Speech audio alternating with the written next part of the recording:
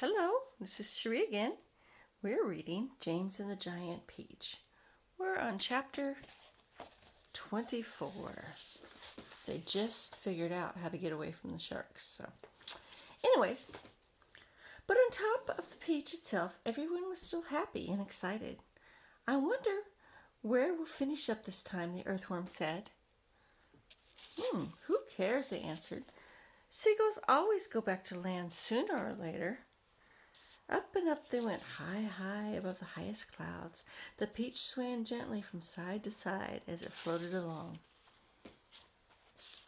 Wouldn't this be a perfect time for a little music? The ladybug asked. How about it, old grasshopper?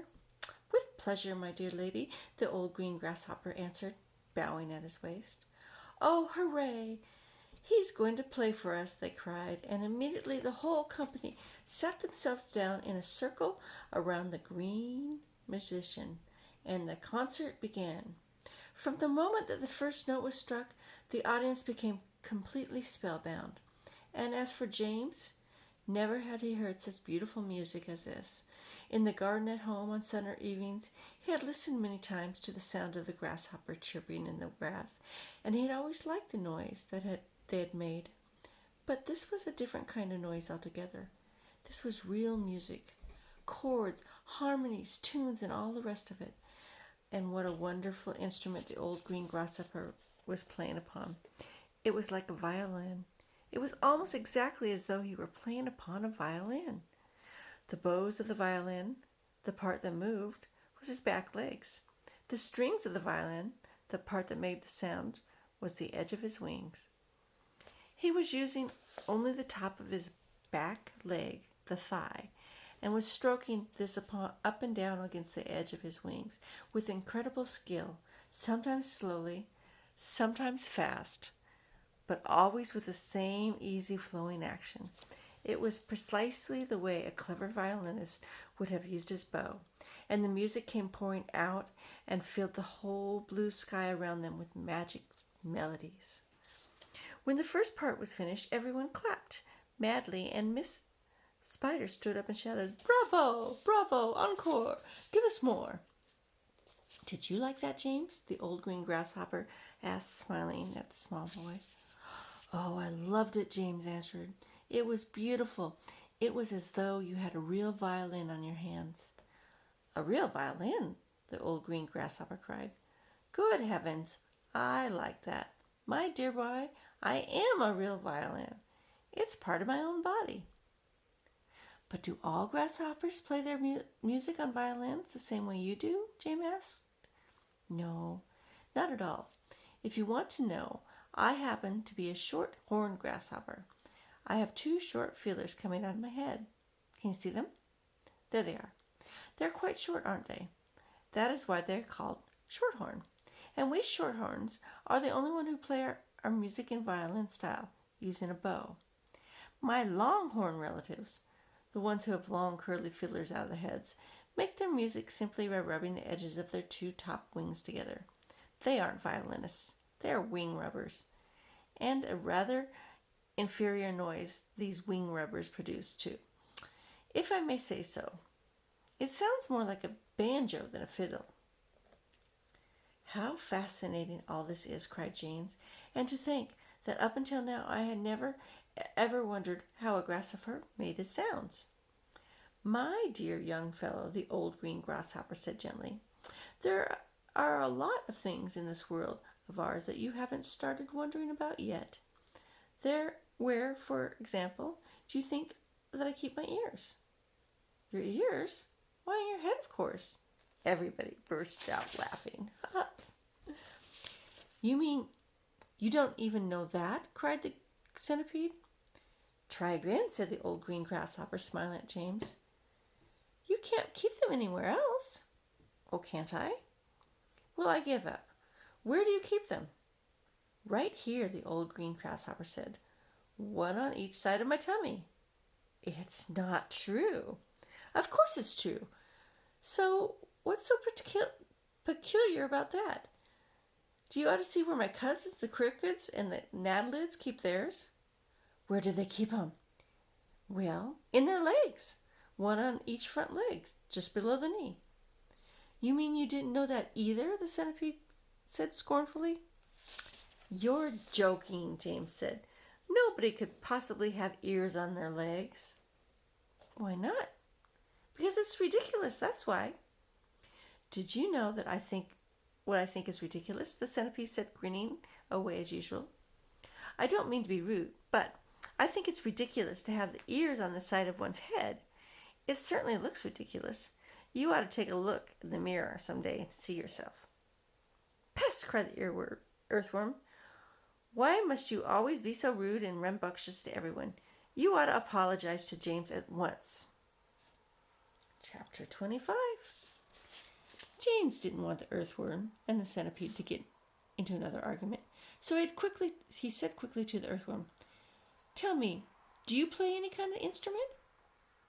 No, but I do other things, some of which are really quite extraordinary, said the worm, brightening. Such as what? Asked James. Well, the earthworm said, the next time you stand in a field or in a garden and look around you, then just remember this, that every grain of soil upon the surface of the sand, every tiny bit of soil that you can see, has actually passed through the body of an earthworm during the last few years. Isn't that wonderful?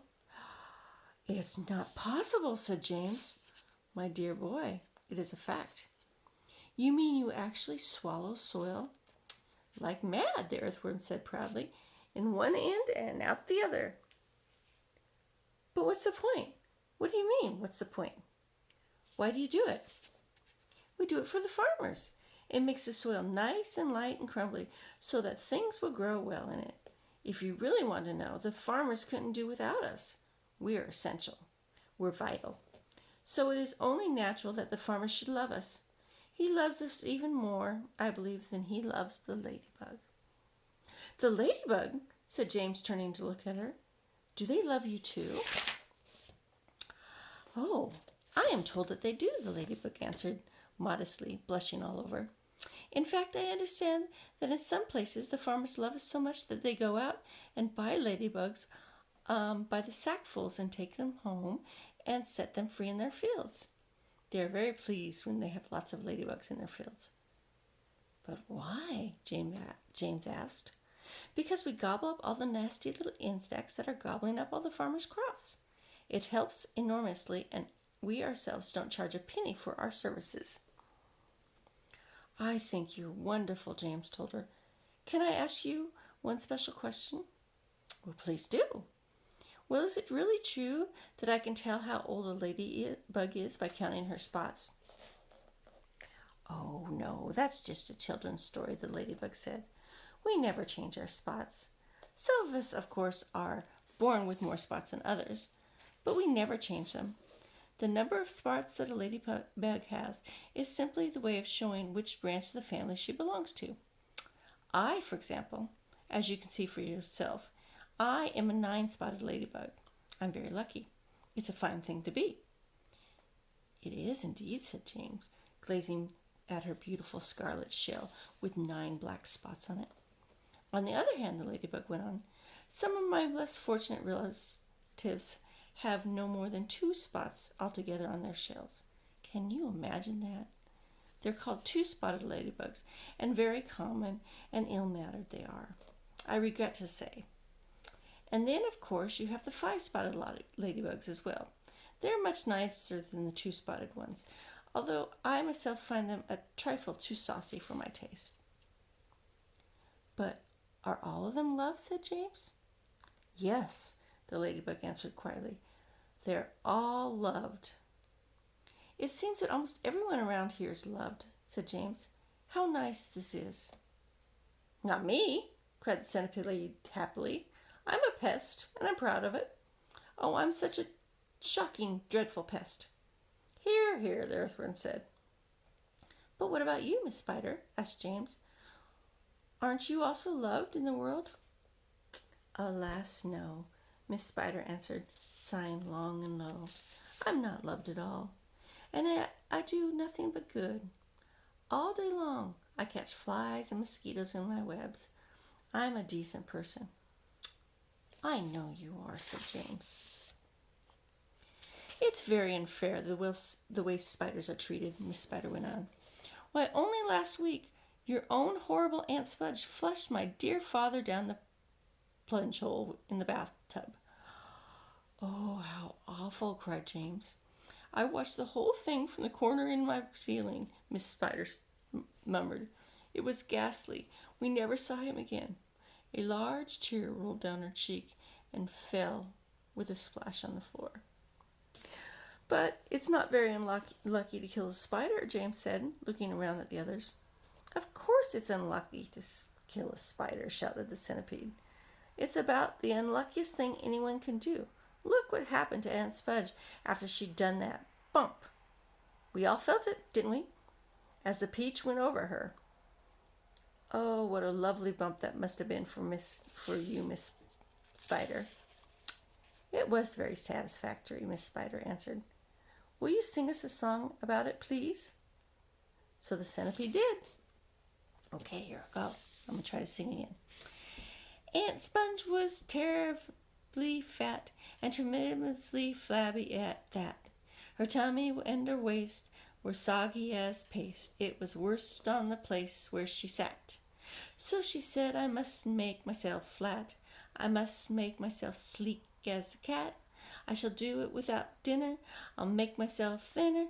But along came the peach, a beautiful peach, that made her thinner than that."